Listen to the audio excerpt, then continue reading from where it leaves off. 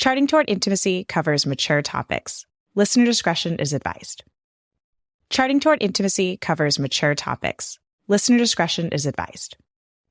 Hey there, welcome to Charting Toward Intimacy, where we're expanding the natural family planning conversation. I'm your host, Ellen Holloway. Hey guys, just me on the podcast today.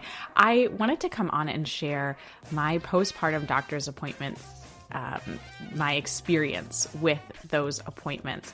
So if you have listened to previous episodes of the podcast, you may have picked up the fact that I just recently had a baby about 5 weeks ago as of the recording of this episode. And so I just had my, quote, postpartum appointment, postpartum checkup appointment, where basically the doctor makes sure that you're all healed up.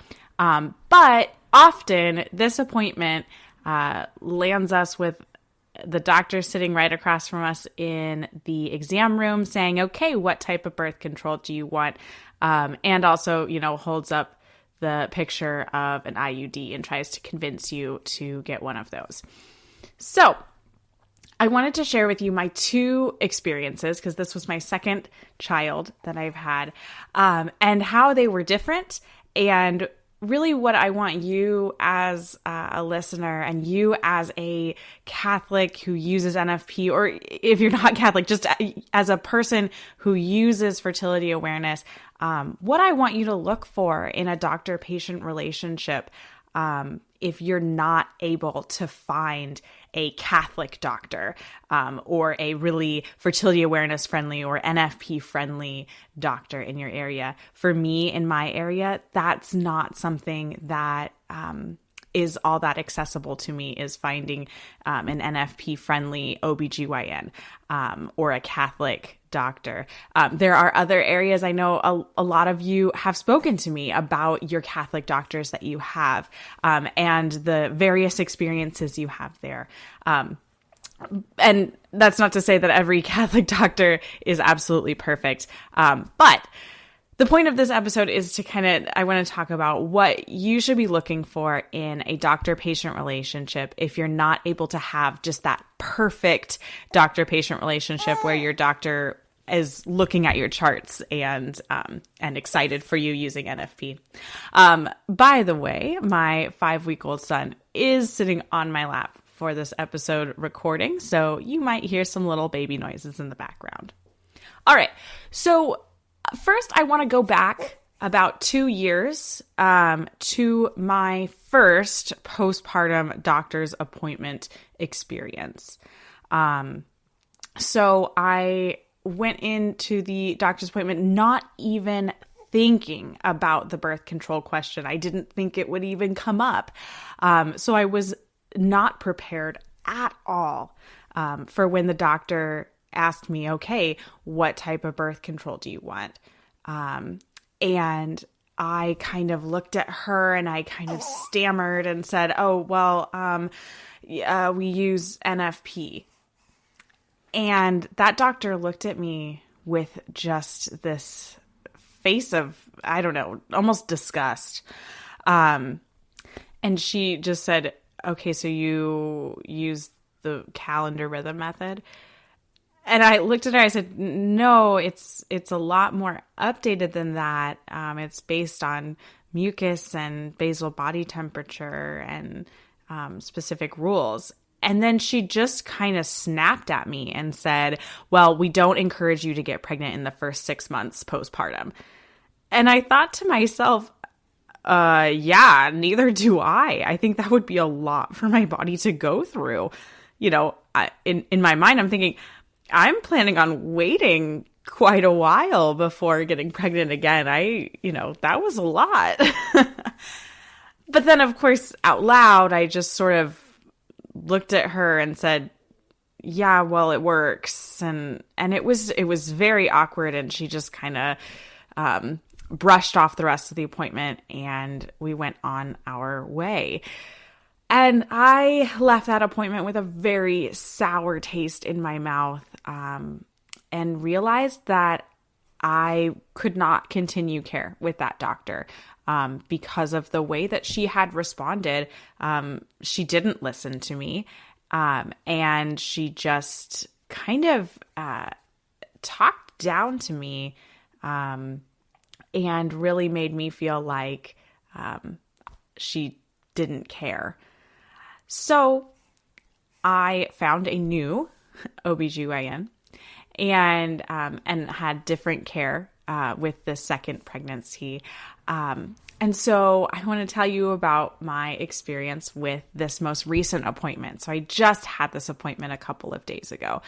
And, we've talked quite a few times on the podcast, and I've given you a script to use in the doctor's office. And I've given you that script without personally ever using it. Sorry about that. I really should have used the script first and then given it to you. But spoiler alert, it's still a great script to use, actually. And so that script that I have suggested you use before is I use the blank method of fertility awareness to chart my cycle. Just that plain and simple sentence. And I came up with that because, I think a lot of times there's just so much confusion around what NFP means, what fertility awareness means, how much should you share with your doctor? Is NFP the Catholic term and fertility awareness the non-Catholic term? What do all these things mean? And what I came to is that when you're speaking with a doctor, particularly one who is not, NFP fertility awareness friendly or one that's not Catholic, you need to be very direct. You need to be confident in what you use. And you probably need to not use the term NFP because the term NFP has a very negative connotation in the medical community. And so I encourage you to use the term fertility awareness or fertility awareness-based method because that's a little bit more known in the medical community. I mean, I say a little bit more known. And it doesn't quite have the same negative connotation that NFP does upon immediately hearing it. So, sorry, that was a bit of a caveat before my appointment experience. Okay, so I knew exactly what to expect in this appointment. I had just had one of these 2 years ago. I knew exactly what they were going to ask me. And so driving to the appointment, I was legitimately nervous. I was nervous about how my doctor was going to respond to this. I had had such a negative experience before of just kind of getting talked down to and feeling, I don't know, almost guilty, or just feeling like I was dumb for using NFP, which was sort of how my previous doctor had made me feel. And so I was very nervous to talk to this doctor. I've heard from many of you guys much worse experiences than the one that I had had. And so I didn't actually know how this doctor was going to handle this. But I knew that chickening out was not an option. I have to, I'm the one who hosts a podcast about this on a regular basis. So I need to be the one that actually does advocate for myself in the doctor's office for this kind of a thing. But I just want to let you know, if you're ever feeling nervous about talking to your doctor about fertility awareness or NFP, just know it's completely normal. And all of us feel that way. So I go into the appointment. I'm handed a little questionnaire to fill out about some basic postpartum things. And of course, on that questionnaire is, what type of birth control would you like? And so I wrote none. I kind of considered writing fertility awareness, but fertility awareness and NFP are not birth control. They are not. And so technically, no birth control. So I wrote none. And then I get face-to-face with the doctor. We go through the other basic stuff in the postpartum appointment, checking if everything healed correctly and that kind of thing. And so she looks at that question and she says, okay, so does your husband use condoms, or, what do you do? And so I said, I use the symptothermal method of fertility awareness to track my cycle. And she paused for a sec, and her response actually was really an exciting response for me. And I'll explain why. So her response was, but doesn't that not work until you get periods? And I then responded to her, well, it's a little bit different postpartum. It's based on mucus only and those traits, and there's a little bit different rules. And she kind of looked at me and then said, okay, so if you and your husband had an oops baby, it wouldn't be a big deal. And I said, no, definitely not. Because of course it would not be. Ideally, I wouldn't have an unplanned pregnancy, but of course we would welcome any child that God wants to give us. But let me explain why her response to me was so exciting. That response showed me that she knows something, even just a tiny, tiny bit, about fertility awareness. Maybe she knows something about the symptothermal method. Obviously, I didn't get into it with her. We unfortunately didn't have that kind of time. The, American medical system, you get about 10 minutes with your doctor. But it showed me that she did know something. And that was really, really exciting to me, because then I got the opportunity to explain to her, it was 5 seconds that I told her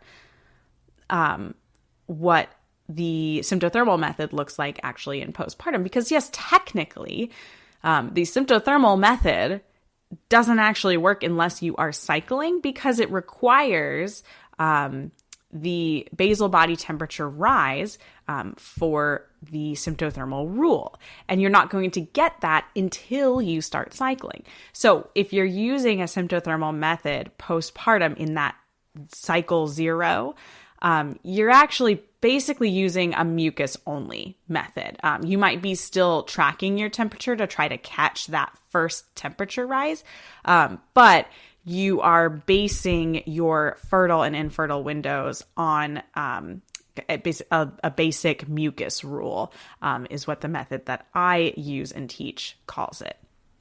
So anyway, I was very excited about the fact that my doctor did know even just a tiny, tiny bit, and that I got the opportunity to give her just a nugget more information.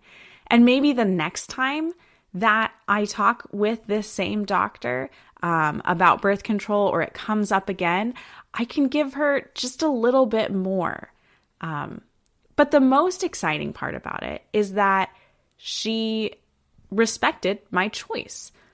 Maybe she doesn't agree with it. Maybe she thinks that I'm probably going to have an unplanned pregnancy. Maybe she thinks that it would be a better choice for me to use some form of birth control or get an IUD. But she didn't push it at all. She heard me out. She asked me a quick question. She made sure that I was comfortable with that choice.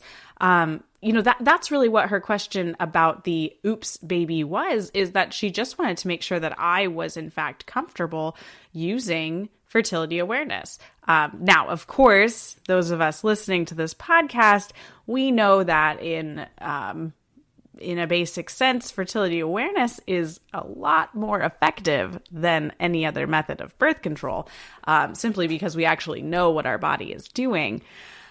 But I, of course, didn't have time to get into that with my doctor. But that's what I want you to find in a doctor-patient relationship is respect. Your doctor doesn't need to agree with your choice, but they need to respect your choice and allow that to be your choice. Your doctor should never make you feel guilty for using NFP or fertility awareness.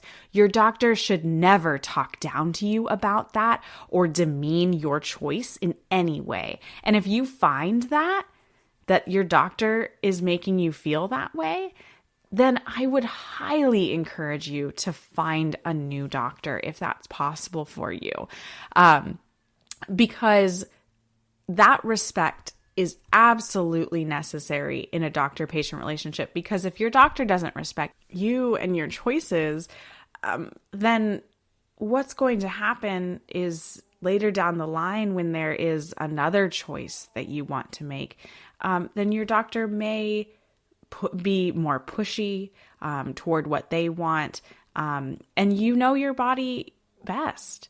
Of course, you should always listen to your doctor, especially in the case of something that requires intervention. But on the other side of that, as those of us who use fertility awareness-based methods for NFP, we know that our doctors may not always have the best advice or the best knowledge, especially when it comes to birth control specifically. But that respect is so important, so necessary in that relationship. And so I really encourage you to do what I did, which was find a new doctor, because that experience, while of course I could nitpick it down and realize that like it still wasn't that great of an experience. And obviously my ideal doctor-patient relationship with my OB would be to be able to show her my charts and that doctor to be able to help me with my fertility. Obviously that would be ideal, but that's not the situation that I have where I live right now. And so I just encourage you to find that respect and be confident in what you know as a user of fertility awareness and NFP, because you know way more about your body than anyone else in that doctor's office who isn't using fertility awareness. You know so much more because of the fact that you use fertility awareness to practice NFP. And I want you to know that. I want you to be confident in that, and to just be able to take that with you whenever you are in situations where you have to talk about the fact that you use NFP. And you know, most of us, that situation is going to be the doctor's office at some point. But take that knowledge with you, that you know so much more about your body than anyone else in that office. And that should give you confidence. And that should make you feel really good about yourself, because it's really important to know what's going on in our bodies. And we have a leg up in that we are tracking our cycles. And so we know a lot of what's going on in our bodies. Well, thank you guys for being here. Thank you for listening to my experience. If any of you guys have had a totally, completely different doctor's appointment experience, I would love to hear it. I'd love to do an episode sharing more people's doctor's office experiences. So if you'd like to share yours on an episode, or if you would want to just share yours via an email and then I could share it on the podcast, I would absolutely love that. So please feel free to reach out to me on Instagram at Charting Toward Intimacy, or reach out via email. I love hearing from you guys. Until next time.